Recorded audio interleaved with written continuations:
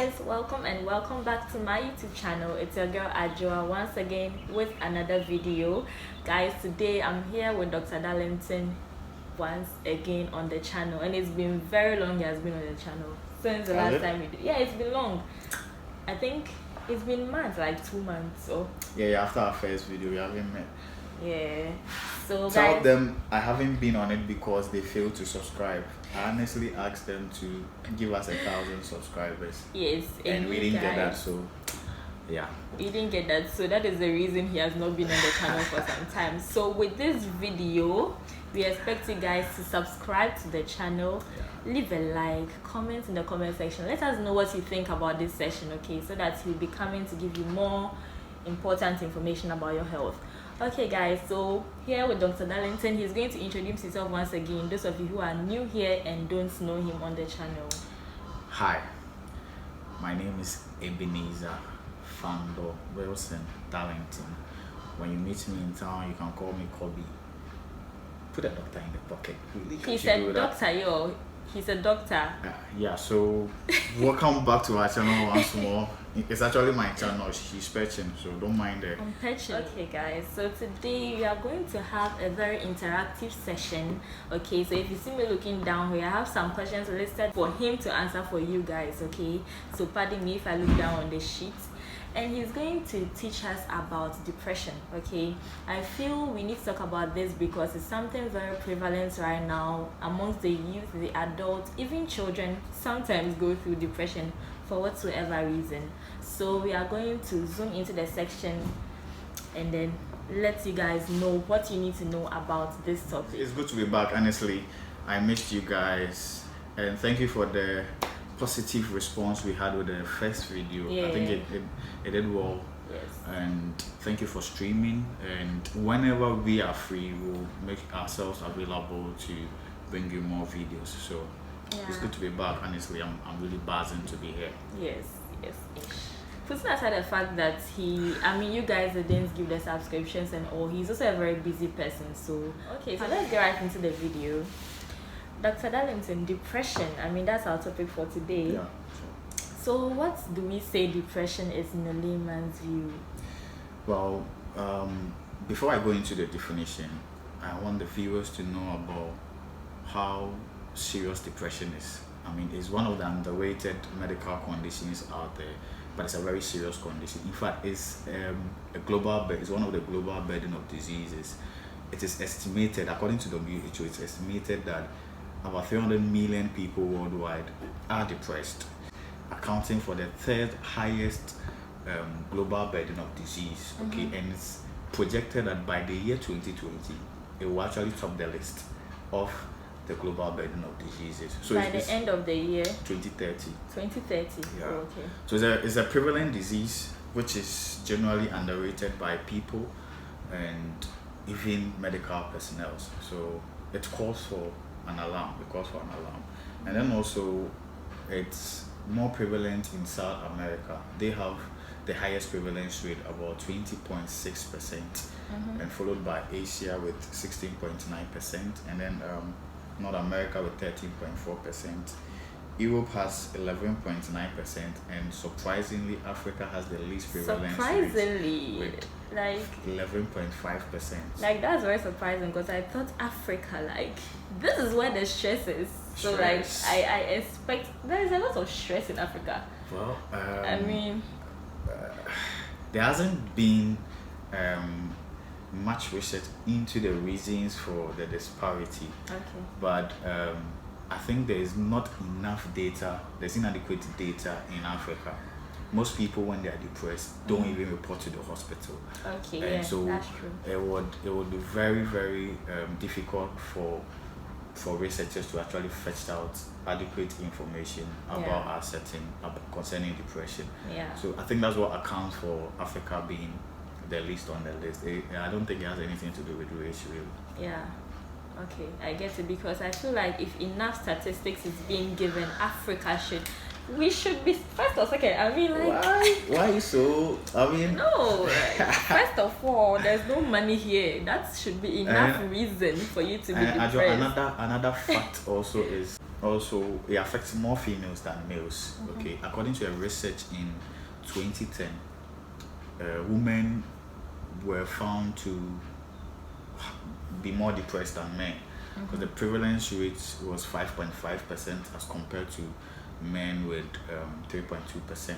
So it's according to that research, it's more prevalent in women than in men. This fact is quite nice, because on one hand you will say that women are stressed and all, and on the other hand you can also say that men are having all the responsibility and like all of that, so you can say they are also like the ones expected. So let's establish this fact: stress is not depression. Okay, stress can lead to depression, but stress is not depression. So and as we go into the lecture, we'll get to know how it actually comes about and why it's not always about stress. Okay. I think there's no enough information about the reason for the disparity, but researchers have linked it to hormonal changes in females. Especially when it comes to menstruation, menopause, and then there's also what we call postpartum depression. Okay, so women go through pain every month, and the persistent exposure to this pain sometimes predispose them into getting depressed. And then also hormonal changes as they age also puts them at risk. And then postpartum depression, people go through depression after birth. And so when they collect all this data, it will actually put women more ahead of men regarding depression. So men, pamper the women, because they are going to the definition. You asked the definition. What depression is.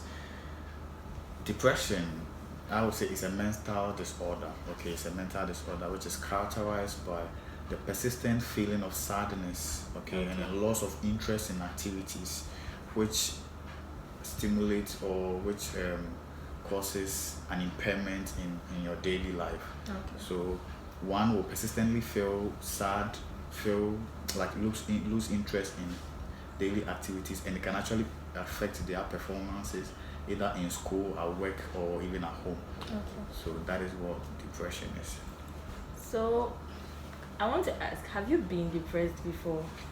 Looking at like the definition given, because personally I relate every feeling of sadness to depression. I go like I'm depressed, but then people go like depression has a particular like stage. Depression is like a higher version of sadness. Like exactly. So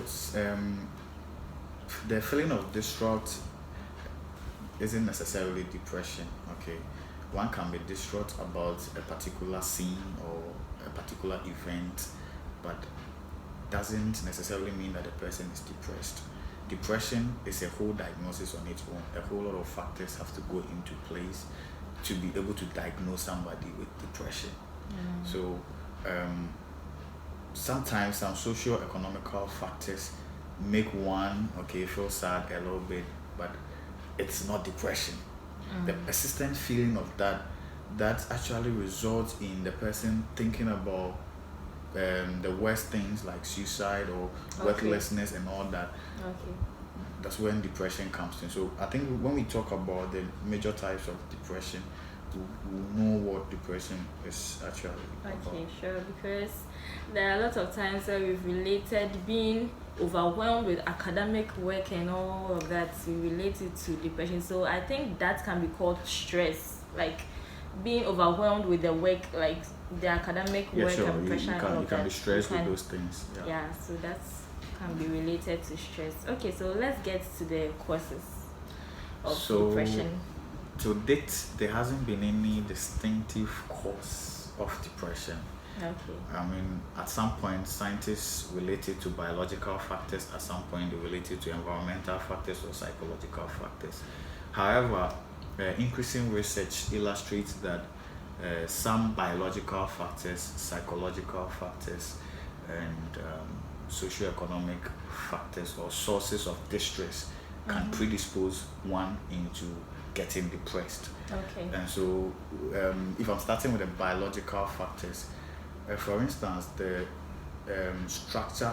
Let's talk about, along the lecture, we're going to talk about some neurotransmitters of the body very often, and these include serotonin and dopamine.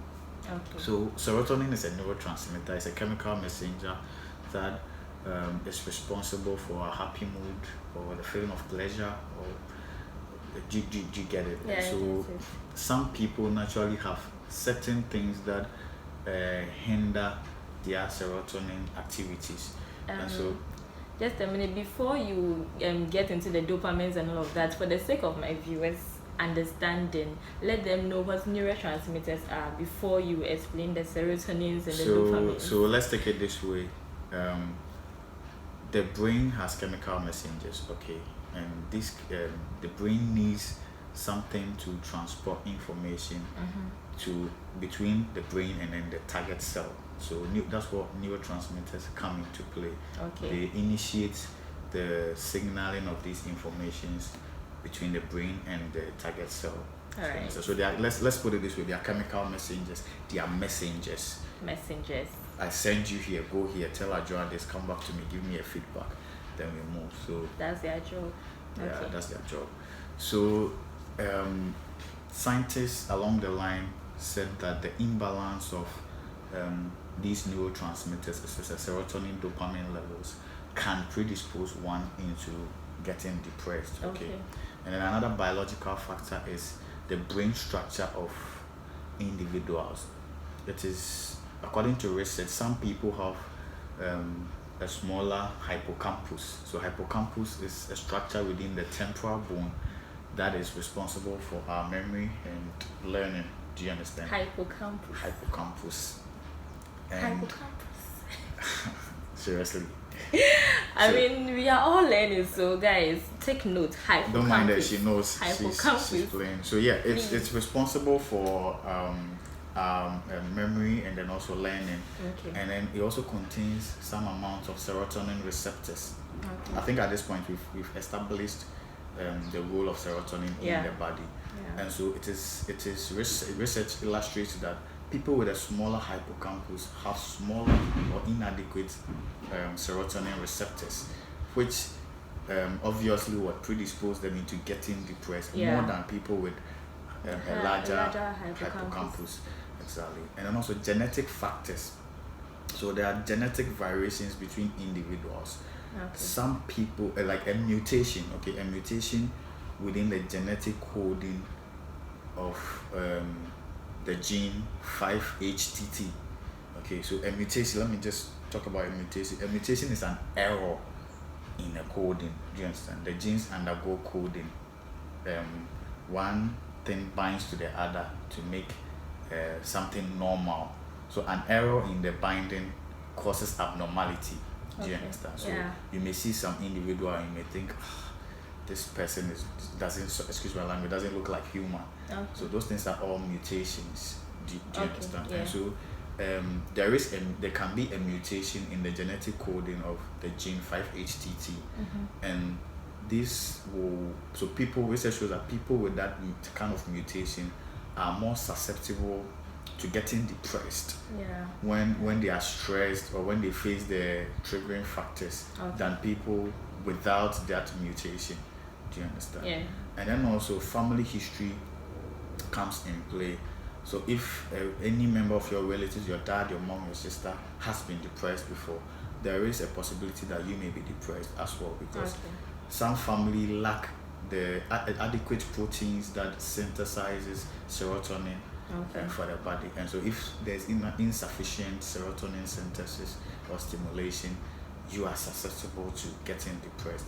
So those are the scientific factors. And then also some medical conditions as well, like I mentioned, postpartum depression, and even drugs, some medications, like the narcotic drugs, and then hypothyroidism, the imbalance of the thyroid hormones, insufficient thyroid hormones can make one depressed as well.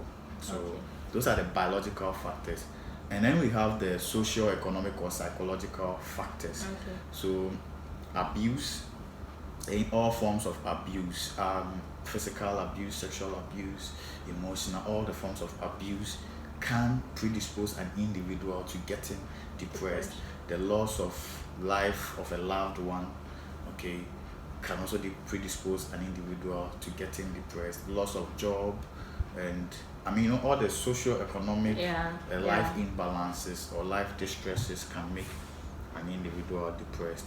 So these things are triggering factors, but they are not direct causes of depression. Because up to date, scientists haven't been able to fetch out the exact cause of depression.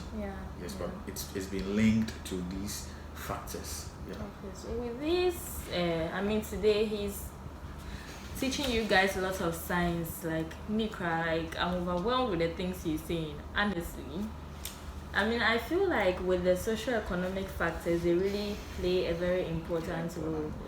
Because if certain things around you are not going on well, I mean, they could lead to depression and all of that. Okay, so honestly, he has said everything we need to know about the causes. He's saying that it has not yet been stated that this is a particular cause of depression in individuals, but then these are what we can say come together and can lead to depression.